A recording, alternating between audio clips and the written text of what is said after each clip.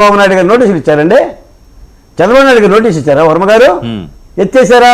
ఈ ఎత్తేసారనే పదం ఎక్కడిదని మీరు తర్జుమాడుతున్నారు. జగన్మోహన్ రెడ్డి గారి పదమే. నేను లండన్ వెళ్ళినప్పుడు చంద్రబాబు నాయుడు గారిని ఎత్తేసారు ఆంధ్ర రాష్ట్ర పోలీసులు అని చెప్పిన పదం ఆయన. అక్కడ నోటీసులే ఇస్తున్నారు, అందరూ హైకోర్టుకు పోతున్నారు, సుప్రీంకోర్టుకు పోతున్నారు, ముందస్తు బెయిల్ తెచ్చుకుంటున్నారు. అప్పటి వరకు ఆంధ్ర రాష్ట్ర పోలీసులు చూస్తూనే ఉంటున్నారు. మేము ఆర్జీవీని కూడా తేలేదు కదా సార్. ఇంకా రేవంత్ రెడ్డి గారు అన్న ఒక 4 గంటల పాటు అల్లు అర్జున్ని బెయిల్ వచ్చిన తర్వాత కాస్త ఏదన్నా ఆ జైలు గడప దాటిండే లోపలికి ఆర్జీవీని కూడా మేము ఆంధ్రప్రదేశ్ తీసుకురాలేదు కదా. అందరికీ వెసులుబాటు ఇస్తున్నారు కదా. సో అరెస్టులు లేవు ఆంధ్రప్రదేశ్లో. యాడున్నాయి అంటున్నా. మీరు చెప్పండి. ఆ నందిగాం సురేష్ అను ఆ బోరగడ్డ అనిల్ తప్ప ఇంకేమైనా ఉండయా? ఏముండే చెప్పండి. మళ్ళీ ఇప్పుడు ఏమంటున్నాడు మళ్ళీ సజ్జల రామకృష్ణారెడ్డి గారు రేపు 2 సంవత్సరాలు మేము పంజాబీ చూడతాం, పులి పంజాబీ ఎట్లా ఉంటుందో మీరు చూస్తారు అని అంటున్నారు. అంటే ఏంటి? కొట్టుకుందాం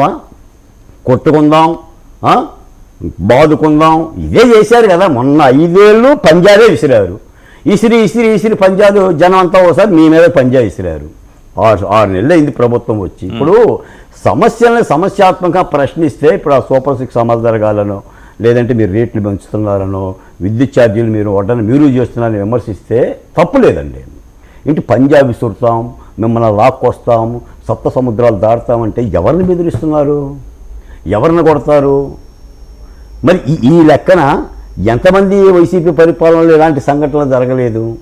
మేము కూడా ఏం చెప్తున్నామంటే ఇప్పుడు మన సంధ్యా థియేటర్ సంఘటన 2 ప్రభుత్వాలు కూడా ఒక గుణపాఠంగా తీసుకోవాలండి. ఈ సినిమాలు కూడా విపరీతంగా రేట్లు పెంచుకుంటూ ప్రజలను ఇబ్బంది పాడు చేస్తూ కాకుండా చిన్న సినిమాలేమో అణగారిపోతున్నాయి, డబ్బున్న సినిమాలేమో పెద్ద ఎత్తున ముందుకు వస్తూ ఉన్నాయి. ఈ రోజున మీకు తెలిసే లేదు, దాదాపు నాకు తెలిసి పుష్ప 2 ఒక 600 కోట్ల రూపాయల బడ్జెట్ అయితే ఇప్పటికి వచ్చింది 1800 కోట్ల రూపాయలు. 1800 కోట్ల రూపాయలు సార్. 300 రూపాయల టికెట్ 1300 రూపాయలకి 2 రాష్ట్ర ప్రభుత్వాలు వచ్చినాయి సార్. నిజానికి సినిమాలో పోతే తల్లిదండ్రులు లేకుండా సినిమా పోతారు పిల్లలు, మళ్ళీ తండ్రి పక్కన ఆ సినిమా చూడలేవు. అవును, పిల్లగాలు లేనప్పుడు తల్లిదండ్రులు పోవాలి, తల్లిదండ్రులు లేనప్పుడు పిల్లగాలు పోవాలి. అక్కడ ఏ సందేశమో లేదు. అంటే నేను అనేది ఏంటంటేనండి, ఇప్పుడు అర్జున్ కూడా ఎలాంటి ఇబ్బంది ఏం లేదండి. ఆయన కూడా ఏంటంటే ఒక ముఖ్యమంత్రి రేవంత్ రెడ్డి గారు సంఘటనకి చెప్పాల్సిన బాధ్యత అసెంబ్లీలో చెప్పిండు. ఒక 2 మాటలు అల్లు అరవింద్ గారు కూడా ఒక బాధ్యత కలిగిన మా ఫ్యానే చనిపోయిందని చెప్పేసి మేము పశ్చాత్తాపం ప్రకటిస్తున్నాం, 2 కుటుంబాన్ని ఆదుకుంటాం, భవిష్యత్తులో ఎలాంటి సంఘటన జరగకుండా ఉంటామని చెప్పి 3 మాటల్లో తేల్చాల్సిన ఈ యొక్క పంచాయతీని మరి దీన్ని సాగదీసుకుంటూ రాజకీయాలు అవుతున్నారు. అవతలం ఆంధ్రప్రదేశ్ నుంచేసి మా వైసీపీ పార్టీ కూడా రంగప్రవేశం చేసి వర్మ గారు ఈ మాట అన్నారా? అసలు తెలుగు ఇండస్ట్రీని ప్రపంచ స్థాయికి పెంచుతుందంటే అర్జున్ గారు కళ్ళు గుట్టి రేవంత్ రెడ్డి అరెస్ట్ చేశారని చెప్పి మాట్లాడుతున్నారు. అసలు దీనికెక్కడ పోలిక, దానికెక్కడ పోలిక? అయినా అల్లు అర్జున్ ఆమెను వైసీపీ పార్టీ దత్తత తీసుకుందా ఏంటి అంటే వాళ్ళ మామ పనికి రాలేదు, మీకు మేనల్లుడు పనికొచ్చాడా? ఎలాగనే ఉంటుంది. రెండో అంశం ఏంటంటే ఇప్పుడు మన పేర్ని నాని గారు కూడా విచారణకి వెళ్ళాలండి. ఇప్పుడు ప్రభుత్వం ఏదైనా నోటీస్ ఇస్తే, పోలీసులు ఏదైనా నోటీస్ ఇస్తే మీరు చట్టబద్ధమైన మంత్రులు అయ్యి ఉండి మీరు పదవులు వెళ్ళిన మీరు కూడా వెళ్ళబోతే ఎలా అండి?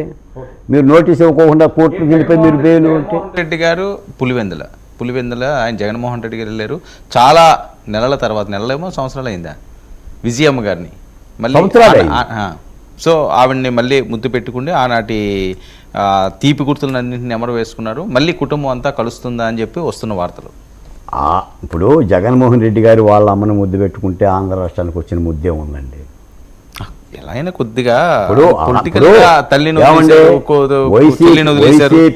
వైసీపీ అధ్యక్ష పదవి నుంచి తీసేసింది ఆయన, వాళ్ళ అమ్మనే. పక్కనున్న చెల్లెలను దూరం చేసింది ఆయనే. సరే, వాళ్ళ వివరాలు జోలు కూడా నేను పోను. అది వాళ్ళ తగాదాను వాళ్ళు పరిష్కారం చేసుకుంటారు. ఒక మాట ఏంటంటే, ఎంత తిట్టుకున్నా ఎంత అరుచుకున్నా కూడా తల్లిదండ్రులు అనేది తల్లి దగ్గరికి కొడుకు పోవటం అనేది, కొడుకు దగ్గరికి తల్లి రావటం అనేది కామనం. ఆమె పెద్ద వయసు. ఇప్పుడు ఈ వయసులో చెల్లెలో కొడుకు ఈ విధంగా అరుచుకుంటుంటే, 2 బిడ్డలు అరుచుకుంటుంటే ఆ మాత్రం ఏం చూస్తుంటుంది. మళ్ళీ ఏకమయ్యారనుకోవచ్చా? ఇప్పుడు ఆయన లేఖ రాశాడు కదా వర్మ గారు. ఇప్పుడు షర్మిలారెడ్డి గారికి లేఖ రాశాడు కదా, ఆస్తులు సెటిల్మెంట్ చేసుకుందామని కొన్ని కండిషన్లు కూడా పెట్టాడు కదా. కాస్త నువ్వు నా మీద ఈ విధంగా చేయకోకుండా ఉంటే సెటిల్ చేస్తానని కూడా చెప్పి పెట్టాడు కదా. మరి వాళ్ళ వైరాన్ని ఎవరు పరిష్కరిస్తారో, ఓకే, ఎవరు పరిష్కరించుకుంటారు, అది కుటుంబ గొడవ. దాని రాష్ట్రానికి సంబంధించిన మాకైతే సంబంధం లేదు. కానీ నేను అనేది ఏంటంటే ఈ రేషన్ గొడవ అండి గత 10-15 రోజులుగా ఒకటే గొడవ, కాకినాడ దగ్గర నుంచి మచిలీపట్నం వరకు. స్టిల్ ఇప్పటివరకు అయితే ఒక అరెస్ట్ కూడా లేదండి.